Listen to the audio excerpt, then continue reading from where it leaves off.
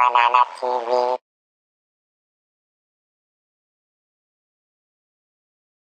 Good evening, and thank you very much for coming to our studio.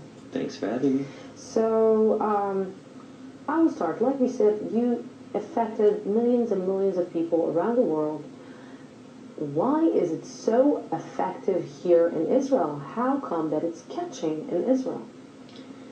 I'm not clearly sure why, but the only thing that I can figure out is that over the years, as I've talked to tens of thousands of people, I've noticed that people who have been oppressed, Jews, Hispanics, women, blacks, they always respond better to this revolution that I'm involved in because they understand oppression. They've been through it. They know what it's like to be treated like nothing, like their lives don't matter. So that's what I think is going on here. Jews have been an oppressed people for thousands of years. We understand oppression, and we're supposed to not support it. So I'm just pointing this out to everybody because people don't realize how much they're harming animals in their daily lives. So as I point out, the steak, the hamburger, the chicken sandwich that you're eating, the schnitzel, okay, these pieces of meat came off the bodies of living animals who didn't want to be murdered, who didn't want to suffer and die, who didn't want to be tormented. So once I pointed out to people, most people, sane people, logical people, make that next step to veganism. You know, for the last few days or for the last few months, I see a lot of demonstrations in Tel Aviv of people demonstrating against the murder of, and slaughtering animals and eating animals. And but I pass by and I look at their shoes, and they have leather shoes. And I say, okay, this is like, let's say, you have two meanings here. It's like you have this, I'm not eating, but I am wearing. Are they aware? Do they know? Or it's by moral standards? No, I don't think they're wearing leather shoes. They appear to be leather shoes because you have synthetic leather that looks just like leather, like you have mock meat that looks just like real meat. I think most people falsely accuse animal rights people of having leather shoes, but they're not. And you'd be surprised. That, you know, you'd be surprised. New Balance, the shoe company, 50% of their shoes are vegan just by default. Even Nike, and I don't support Nike for some human rights issues, but even 50% of Nike shoes are not real leather. So a lot of people are just assuming that vegans and animal rights people are wearing leather shoes. There could be one other issue at play, though. Some people, in fact most people, weren't raised vegan, so they've gone vegan later on in life. So they might have already had leather shoes. Mm-hmm. Well, at that point, the damage has been done. What's the point of throwing them in the trash when the damage is done and you weren't aware of the atrocity that you were taking part in? So maybe people are just wearing them out. And I do advise people to do that. You can either wear out your old animal skin stuff or you can give it away. That's what I did when I went vegan. I just couldn't have animal skin on my body. It made me disgusted. It's amazing that you're saying animal skin and not leather. Well, that's what it is. See, we like to use euphemisms, which is why these atrocities take place. So we always want to say leather when it's cow skin. And we want to say, even the terms bacon. What's bacon? You mean pig flesh? So once you start thinking about what we're wearing and what we're eating, again, this is why I say sane people will make a choice towards veganism. It makes no sense, because if you, let's put it this way, I like to explain how this is the biggest Holocaust that has ever existed, and people get upset at those terms. I have to tell you that I am upset about hearing like Holocaust, comparing the Holocaust to, like every single person that heard your lectures, and to hear this Holocaust, comparing it to animals, it's a little bit, and you know what, and I'm not even Jewish, but it's hurts me. Well, let me explain how this Holocaust is actually worse. I'm offended that we compare human Holocaust to the animal Holocaust, which is the biggest Holocaust in the history of humankind. If you went to the nearest cow or chicken slaughterhouse and removed the animals and replaced them with Jews, you have now recreated Auschwitz. There's no difference. You have a building that exists to dismantle, to torment, to torture, and murder innocent beings. Let's play a time warp game. Let's go back 60, 70 years. You go back to Auschwitz or you go back to Birkenau, you remove the Jews and replace them with cows and chickens. You still have a Holocaust taking place. In fact, we learned how to kill Jews in the hall like the Nazis did because they studied what the meat industry was doing. We've learned how to torture and kill each other because we practiced on the animals first. But animals are eating animals, you know? Some animals. Almost 75% of animals on this planet are herbivores. But it's part of our circle of life. No, it's the circle of torture and death. When you see a lion eating a zebra, okay. But I notice you have clothes on. And I notice that you have a cell phone and you have a computer. It is unfair to pick one thing that lions do that you want to mimic when you don't want to mimic anything else they do. When lions walk up and greet each other, they sniff each other's ass. When I came in this room, you did not kneel down and sniff my ass. Okay, lions sometimes kill their young when they're runts. Okay, if a human being killed their baby because they didn't want him, we arrest them and charge them with murder. Could you go to a courtroom and say, hey, but Your Honor, lions kill their babies, can't I? It's an unfair comparison. You're not a lion. And just so you know, lions are carnivores. Humans are not. We are herbivores, 100% up and down. You put a 2-year-old child in a crib with a bunny rabbit and an apple, let me know when the child eats the bunny rabbit and plays with the apple.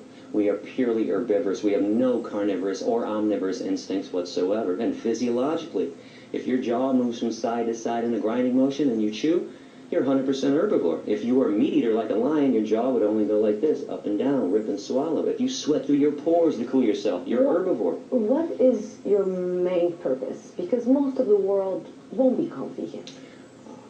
It depends on which day you ask me. The world, injustice can't live forever. The world will become vegan one day. Do you really believe that? Just like every woman on this planet will one day have their equality with men. Just like one day all oppression will fall by the wayside. Injustice doesn't live forever. And it seems insurmountable, don't get me wrong. I mean, I'm in the trenches, believe me. It looks like and seems like it can't happen. But remember, it took 400 years to convince white people in America not to own black people. You can see why this is taking so long. We can't even treat each other with kindness, let alone treat the chickens and the pigs and the turkeys and the insects of the world with kindness. But I think we can treat each other with kindness one day once we learn how to treat the animals with kindness. You know, I'm feeling a little bit uncomfortable because I just had a steak for lunch, and it's still I'm not convinced 100% that I should stop eating meat for the rest of my life. It's not that I'm eating meat every day, but I do love my steak on the plate once a week. So you have now 2 minutes to try to convince me eat meat once a month. I don't want to convince you to do it once a month. I want to convince you never to do it. Okay, you have to put yourself in the animal's position. Imagine that you were raped to impregnate yourself. Okay, somebody raped you to impregnate you. You gave birth to this baby. This baby was stolen from you at birth.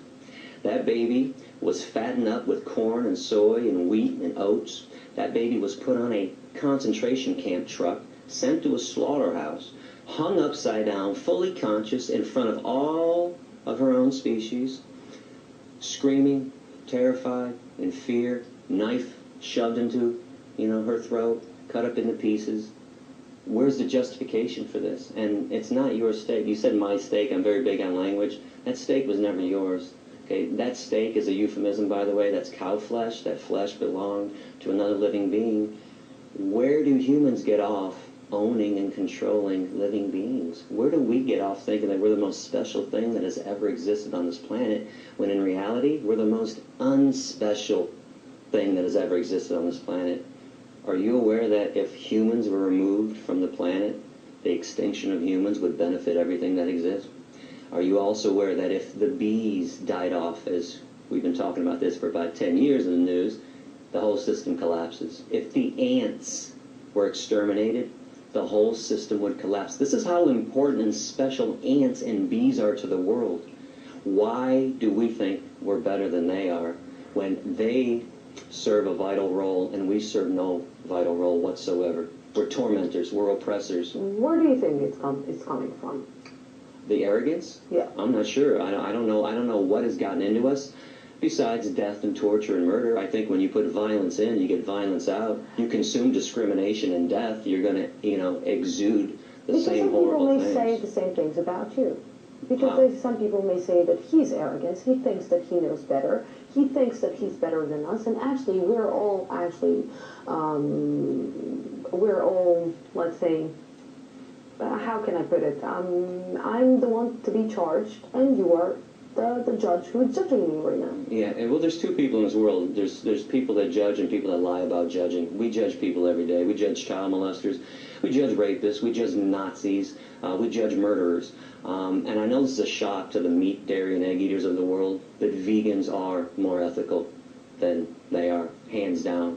And of course, just like a person that doesn't rape is more ethical than a person who does rape, a person who doesn't kill cows, pigs, chickens, and turkeys is better than a person who does kill and Do you torment think that a cows and person pigs. that is not killing birds and chicken and cows and pigs and eat meat, he cannot rape anybody? He cannot murder? There are no vegan rapists in the prisons of the world. You go find me a vegan rapist. I'd love to hear about a story. I'll show you prisons around the world full of meat, dairy, and egg-eating rapists and child molesters and murderers and people that rob and steal. In fact, I'll even take it a step further when we talk about health. Go find me a hospital with a bunch of sick vegans in it. I'll show you hospitals full of people with heart disease, cancers, diabetes, osteoporosis, kidney problems, etc., all stemming from animal protein, the main cause of every major disease on this planet. And in addition to all the fat from all the animal products and cholesterol and the saturated fat and Hitler trans. was a vegetarian. Hitler was not a vegetarian. That's a complete lie. A complete and utter lie from Goebbels, his propaganda minister. Hitler did have a lot of power, didn't he? If he had all this power that he had, why didn't he mandate veganism if he were a vegan or a vegetarian? Do you know that Himmler, the guy that constructed all the gas chambers, I was don't a know, chicken? maybe Was it he wanted to chicken? slaughter Jews. This Was is it why chicken he had farmer? another idea, complete Okay. other idea. Two of his biographers, Albert Speer and Robert Payne, talked about Hitler's love for liver dumplings and pigeon, which is known as squab.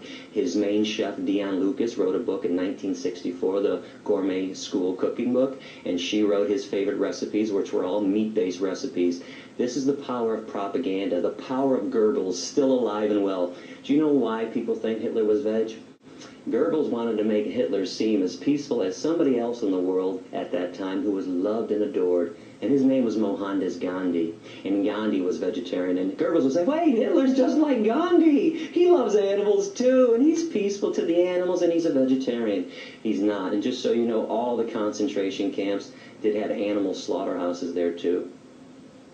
And when the Allied forces came in to rescue the Jews and the Gypsies, they left the animals behind. This is why I call this the world's largest and longest running Holocaust.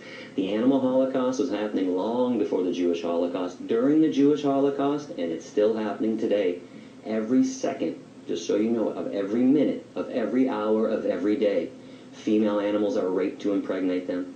Every second, animals are being killed. Every 60 billion animals every year. Do you accept, or do you understand, or that people are calling you terrorist? Sure. What else are they going to call me? You couldn't sleep at night if they called me a compassionate human being, because I'm calling them out. And as we go back in time and look at all the other people that we adore now, collectively, we all agree, Gandhi and Dr. Martin Luther King, and all these people, Rosa Parks and Cesar Chavez, you know, they were not loved during their time. They were despised. They wanted to make change, massive change. It's only later on that a society looks back at revolutionary activists and says, oh, man, he was great. He was just trying to bring peace and justice. I'm trying to bring compassion to this world. It's amazing that I'm called a terrorist. And if I'm called a terrorist for saving animals, what do we call people that kill animals and torture animals and eat animals? One last thing before we have 20 seconds. What did you have for lunch? I had a vegan schnitzel and a vegan burger from the vegan shawarma place in town, my favorite restaurant. Vegan schnitzel, vegan shawarma, vegan schnitzel, vegan hamburger. Gary, thank you very much for